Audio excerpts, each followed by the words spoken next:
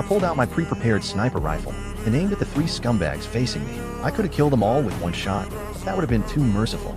So just as the boy was about to open a champagne bottle, I pulled the trigger, destroying his weapon with a single shot.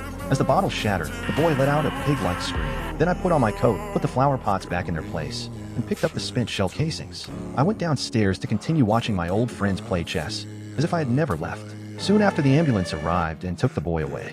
When the neighbors learned that the scumbag had been injured, they showed no sympathy but rather a sense of satisfaction. But taking care of just one wasn't enough, so I went back inside to wait for the other one to be alone. That's when I found him happily in his car. So I aimed at the gas tank and fired a bullet into his car. The car exploded instantly, but surprisingly, he escaped. However, he suffered extensive burns. When the fire truck arrived, I went back to my neighbor's side, but I think the police captain noticed me.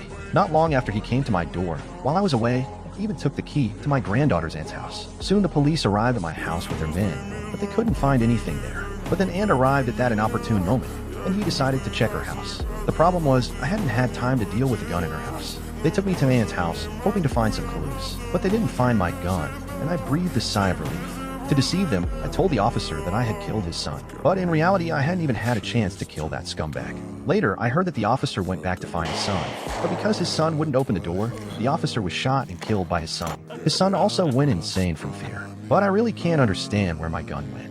Until that day, I ran into the police captain, who also produced the missing sniper rifle. It turned out he also deeply hated those scumbags, which was why he helped me. But thankfully, I can still hear my granddaughter happily singing. As long as my granddaughter can be as happy as she is now every day, I'm content. But if you want to see it, the movie is called Voroshilov Shooter.